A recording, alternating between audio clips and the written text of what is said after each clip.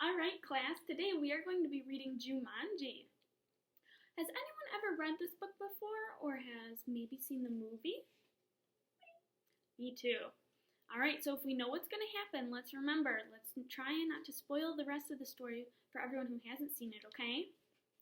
All right, so let me ask you a question. For the people who haven't seen this before, what can you predict that is going to happen in the text by the cover of the book?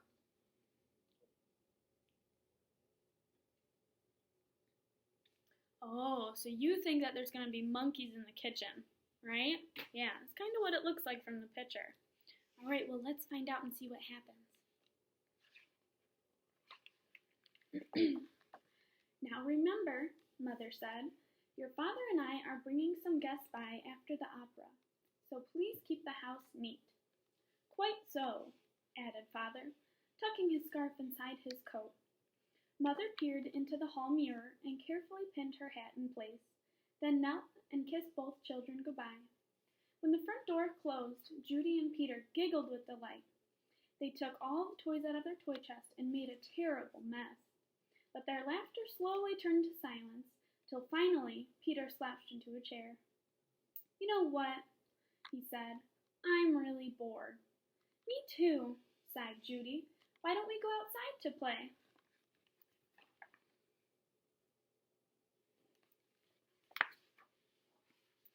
Peter agreed, so they set off across the street to the park. It was cold for November. The children could see their breath like steam. They rolled in the leaves, and when Judy tried to stuff some leaves down Peter's sweater, he jumped up and ran behind a tree. When his sister caught up with him, he was kneeling at the foot of the tree, looking at a long, thin box. Okay, class. Now why don't you turn to your partner next to you and try and predict what do you think is in that long, thin box? Oh, okay. That's a good idea. I think it might be a game, too. I think that's a good idea. Let's find out. What's that? Judy asked. It's a game, said Peter, handing her the box. Jumanji, Judy read from the box. A jungle adventure game. Look, said Peter, pointing to a notepad taped to the bottom of the box. In a childlike handwriting there were words. Free game, fun for some, but not for all. P.S.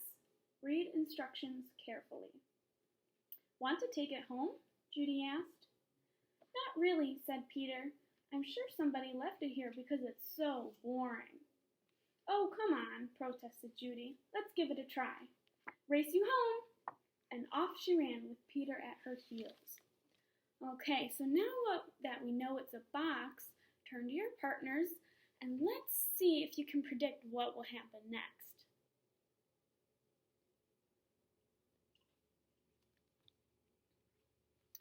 Okay, who has an idea? Oh, so you think they're going to go home and play the game right away. I think so too. Let's see what happens.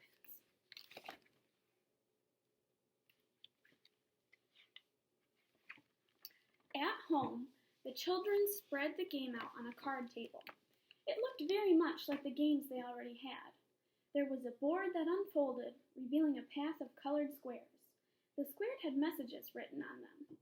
The path started in the deepest jungle and ended up in Jumanji, a city of golden buildings and towers.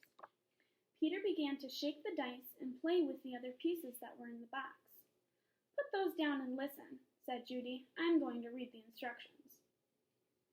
Jumanji, a young people's jungle adventure, especially designed for the bored and the restless. A. Player selects piece and places it in the deepest jungle. B. Player rolls dice and moves piece a long path through the dangers of the jungle. C. First player to reach Jumanji and yell the city's name aloud is the winner. Is that all? Asked Peter, sounding disappointed. No, said Judy. There's one more thing, and this is in the capital letters. Very important. Once a game of Jumanji is started, it will not be over until one player reaches the Golden City.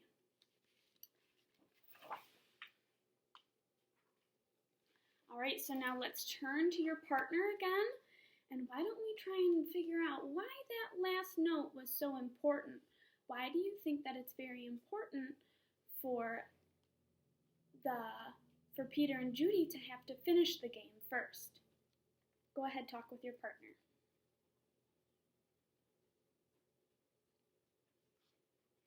Okay, let's hear some ideas. Oh, okay, so you think that it's because the game is very special? Okay, that's a good idea. Now, why would it be special? Oh, if things come to life? Okay. Well, that would be a very special game, that's for sure. All right, let's figure it out. Let's see how special this game really is. Oh, big deal, said Peter, who gave a bored yawn. Here, said Judy, handing her brother the dice. You go first. Peter casually dropped the dice from his hand. 7, said Judy. Peter moved his piece to the 7th square. Lion attacks. Move back 2 spaces, read Judy. Gosh, how exciting, said Peter in a very unexcited voice. As he reached for his piece, he looked up at his sister. She had a look of absolute horror on her face. Peter, she whispered, turn around very, very slowly. The boy turned in his chair. He couldn't believe his eyes. Lying on the piano was a lion, staring at Peter and licking his lips. Okay, turn to your partner real quick, and let's see, did we make the right prediction? What is happening in the game right now?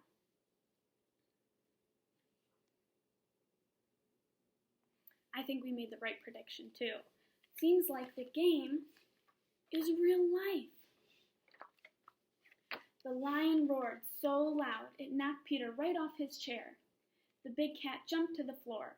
Peter was up on his feet, running through the house with the lion a whisker's length behind. He ran upstairs and dove under a bed. The lion tried to squeeze under, but his head got stuck. Peter scrambled out, ran from the bedroom, and slammed the door behind him. He stood in the hall with Judy, gasping for breath.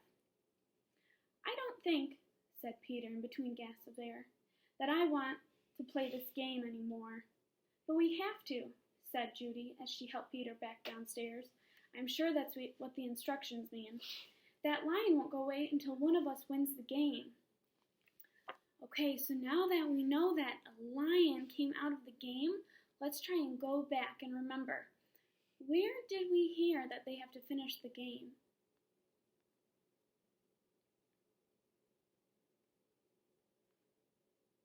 Good, okay. Yep, you remember in the instructions, the game had called for it. That's why they needed to read so carefully, too. All right, let's continue, see what else happens. Peter stood next to the card table. Can't we just call the zoo and have him taken away? From upstairs came the sounds of growling and clawing at the bedroom door. Or maybe we could wait till Father comes home. No one would come from the zoo because they wouldn't believe us, said Judy. And you know how upset Mother would be if there was a lion in the bedroom. We started this game, and now we have to finish it. Peter looked down at the game board. What if Judy rolled a 7? Then there'd be 2 lions. For an instant, Peter thought he was going to cry. Then he sat firmly in his chair and said, Let's play. Judy picked up the dice, rolled an 8, and moved her piece. Monkeys steal food. Miss 1 turn, she read. From the kitchen came the sounds of banging pots and falling jars. The children ran to see a dozen monkeys tearing the room apart. All right, so what does this picture remind you guys of? Right, I think we saw this on the front cover. Some of us were right. There were monkeys in the kitchen. I don't think Judy wants them in there. Oh boy, said Peter. This would upset Mother even more than the lion. Quick, said Judy, back to the game. Peter took his turn. Thank heavens. He landed on a blank space. He rolled again. Monsoon season begins. Lose one turn. Little raindrops began to fall in the living room. Then a roll of thunder shook the walls and scared the monkeys out of the kitchen. The rain began to fall in buckets as Judy took the dice. All right, very nice job inferring. We are going to finish this book up next time. And now remember, talk with your partner and try and predict what is going to happen next. Use the background knowledge and what we've learned so far to see what could happen next in the story.